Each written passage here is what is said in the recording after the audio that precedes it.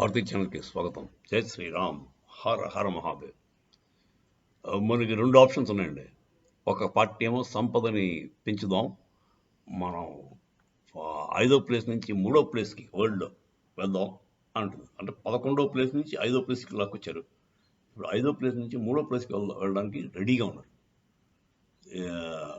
US, China మూడోది, Germany and France అనుకుంటాం. యూకేకి already మనం పైకి వచ్చేసాం. యూకే 5వ ప్లేస్లో ఉండేది, యూకే ఇప్పుడు 6కి వెళ్ళింది, మనం 5 వచ్చాం. ఇది మోదీ గారి విషయం. 2030 కల్లా 3వ ప్లేస్కి వచ్చేస్తామని అతను అంటున్నారు. ఇంకా ముందే రావచ్చు, ఎందుకంటే జర్మనీ అండ్ ఫ్రాన్స్ రెండు కూడా వాళ్ళ ఎకానమీస్ డౌన్ అయిపోతుంది ఈ వార్ వల్ల. దానివల్ల సో వాళ్ళు డౌన్ అవ్వడంలో మనం కొంచెం పైకి వెళ్ళడం వల్ల ఆటోమేటిక్గా మనం 3rd ప్లేస్కి వచ్చేస్తాం.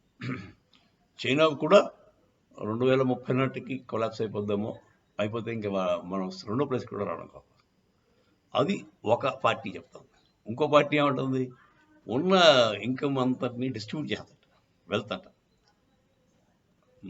Redistribution of wealth. సో వీళ్ళు వెల్త్ క్రియేట్ చేద్దామని ఒకటి ట్రై చేస్తున్నారు, ఇంకోటేమో వెల్త్ని రీడిస్ట్రిబ్యూట్ చేద్దామని ఇంకోటి ట్రై చేస్తారు. బేసిక్గా ఇది రైటిస్ట్ లెఫ్టిస్ట్ భావజాలండి. మోదీ గారేమో ఎక్స్ట్రీమ్ రైట్ కాదు, అతను రైట్ ఆఫ్ సెంటర్ అనుకోవచ్చు, అంటే కొంచెం సెంటర్కి కుడిపక్క మోదీ గారు. అది వీళ్ళు మాత్రం ఎక్స్ట్రీమ్ లెఫ్ట్ భావజాలం అండి. ఇది రీడిస్ట్రిబ్యూషన్ ఆఫ్ వెల్త్ అంటే ఎక్స్ట్రీమ్ లెఫ్ట్కే లెఫ్ట్. అది చాలా భయంకరమైన పరిణామాలు ఎక్కడ ఇంప్లిమెంట్ చేసినా జరిగాయి దానివల్ల. యుఎస్ఎస్ఆర్ వాళ్ళు మొట్టమొదట జార్ను నరికేసి, వాళ్ళ పాలకులను అంటే రాజులను చంపేసి ప్రొలెటేరియట్ వచ్చింది, workers of the world unite అని చెప్పి రాకొచ్చారు. ఆనాటి నుంచి కూడా చాలా ఫెయిల్ అయింది. యాక్చువల్గా ఎకానమికల్గా వాళ్ళు చాలా ఇబ్బందులు పడ్డారు, ఇప్పటికీ పడుతున్నారు. ప్రజలకైతే ఎప్పుడు పవర్టీలో ఉంటారు. వాడు పుతిన్ గాడు మాత్రం రారాజు వాడు. వాడి దగ్గర అంత ఫుల్ పవర్స్ ఉంటాయి. వాడు లావిష్ లైఫ్ అని వాడు గుర్రాలు ఏంటి, వాడి స్విమ్మింగ్ పూల్స్ ఏంటి, వాడి ఇల్లు ఏంటి. వాడి ఇల్లు $1 బిలియన్ చేస్తాడు, $1 బిలియన్. ఆ రోజుల్లో ఆ జార్ వస్తే ఇప్పుడు సిగ్గుపడిపోయాడు వీడి ఇల్లు చూసి. సరే, రాజుల కంటే రాజులో ఉన్నాడు. అదే కమ్యూనిస్ట్ యొక్క ఇన్కమ్ రీడిస్ట్రిబ్యూషన్ ప్లాన్ వాళ్ళు వచ్చే పరిణామాలు అలా ఉంటాయి.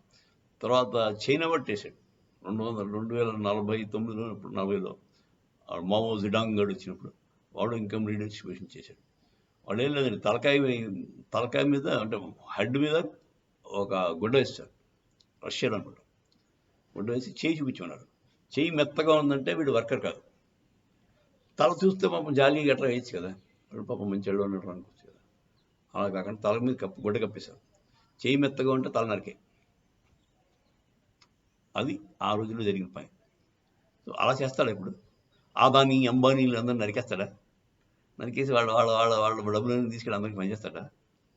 ఇది ఎక్స్ట్రీమ్ లెఫ్టిస్ట్ భావజాలం. దానివల్ల మొత్తం దేశాలు నాశనం అయిపోయాయండి. ఎగ్జాంపుల్ ఇంకోటి హిట్లర్ చేశాడండి. హిట్లర్ 2037 ఉన్నప్పుడు, World War IIకి ముందు, ఈ యోధులతో ప్రాపర్టీ అంతా కబ్జా చేసేసి, ఇంక్లూడింగ్ వాళ్ళు బంగారు పళ్ళు కట్టించుకున్నారు, ఆ పళ్ళు లాగేసి వాళ్ళని సిస్టమేటిక్గా అండ్ గ్యాస్ ఛాంబర్లు పంపించి, వాళ్ళ ఫ్యాట్ అంటే బాడీలో ఫ్యాట్ ఉంటుంది కదా, ఆ ఫ్యాట్ తోటి సోపులు తయారు చేయించి, ఆ బోన్స్నేమో మళ్ళీ ఎరువుల కింద వాడి సిస్టమేటిక్గా ఎక్కడ ఏది వేస్ట్ అవ్వకూడదు. యోధుల్ని ఇన్కమ్ రీడిస్ట్రిబ్యూషన్ అంటే క్లాసిక్ ఎగ్జాంపుల్ హిట్లర్ చేసిన రీడిస్ట్రిబ్యూషన్ ఫ్రమ్ అంటే యోధుల తాలూకు ప్రాపర్టీ లాగా తీసుకున్నాడు. వాళ్ళ పర్సనల్ ఈ రోజుల్లో అయితే ఇంకో పద్ధతి చేయొచ్చు, ఆర్గాన్ హార్వెస్టింగ్ చేసి కిడ్నీలు అమ్మచ్చు. ఇప్పుడు ఉల్లిగర్ ముస్లిమ్స్ని చైనా వాడు అలాగే వాడతాడు, ఆర్గాన్ హార్వెస్టింగ్ చేసుకుంటాడు. అంటే మనం పంట తీస్తామంట, ఒక మనిషిలో 2 కిడ్నీలు ఉంటాయి, ఒక హార్ట్ ఉంటుంది. అలా అవన్నీ కూడా పనికొచ్చే వస్తువులే. వాడిని జాగ్రత్తగా చూస్తాడు, తిండి పెడతాడు, ఓ మంచి ప్రొటెక్టెడ్ ఏరియాలో పెడతాడు. వాడికి కరెక్ట్ అయిన మ్యాచ్ వస్తే 2 కిడ్నీలు అమ్మేస్తాడు, సో పోతాడు. అదండి అలా జరుగుతుంది ఇప్పుడు ఇంకా సిస్టమేటిక్గా జరుగుతుంది చైనాలో. సరే, ఈ ఈ పద్ధతిలో వెళ్దాం అనుకుంటున్నాడు రాహుల్ గాంధీ. ఇదేంటి వాడు ఎక్స్రే పెట్టి అంత ప్రాపర్టీ అంతా లెక్కెడతాడు. ప్రతి ఒక్కరి దగ్గర ఎక్స్రే పెట్టి ప్రాపర్టీ లెక్కెడతాడు. లెక్క కట్టి అందరికీ పనిచేస్తాడు. దాంట్లో కొన్ని వర్గాల దగ్గరికి వెళ్ళడట. అంటే ముస్లిమ్స్ దగ్గర వాళ్ళ లా ఉంటుంది కనుక వాళ్ళని ఎక్స్రే పెట్టడం. వాళ్ళ లా వర్తిస్తుంది. వాళ్ళకి 4 పిల్లలు పెళ్లి చేసుకోవచ్చు, ఎంతమంది పిల్లలని కనొచ్చు, వాళ్ళు ఏమైనా చేయొచ్చు. వాళ్ళు లవ్ జిహాద్ పేరుతో మన హిందువులు చంపినా తప్పులేదు. కర్ణాటకలో సిద్ధరామయ్య గవర్నమెంట్ ఆ పిల్లని చంపేనా కూడా హ్యాపీగా తిరుగుతున్నాడు. వాడిని అరెస్ట్ చేసే దమ్ము కూడా ఉందో లేదో నాకు తెలుసు. అరెస్ట్ చేశారంటున్నారు. చేసి వెంటనే బెయిల్ ఇచ్చి ఉండొచ్చు. స్టేషన్ బెయిల్ ఉంటుంది కదా, పోలీస్ స్టేషన్లో బెయిల్ చేస్తారు. అది జరిగి ఉంటుందని నా ఉద్దేశం. చెప్పరు పైకి. సో పాపం ఆ పిల్ల చెల్లి అంటుందండి. ఆ నేహ అనే పిల్ల చచ్చిపోయింది కదా, ఆ పిల్ల చెల్లి రోడ్డు మీకు వచ్చి అంటుంది, ఇలా ఉంది కాంగ్రెస్ గవర్నమెంట్లో మాకు న్యాయం జరగదు, వాడు ఎలాగ వెంటనే బయట తిరుగుతాడు అని చెప్పి ఆ పిల్ల అంటుంది.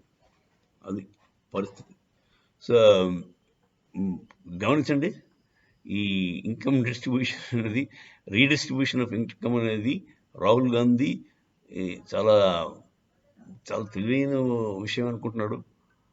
అతను తెలివితేటలతో మనకు అందరికీ తెలుసు, కానీ అతను చాలా ప్రమాదకరమైన మనిషి.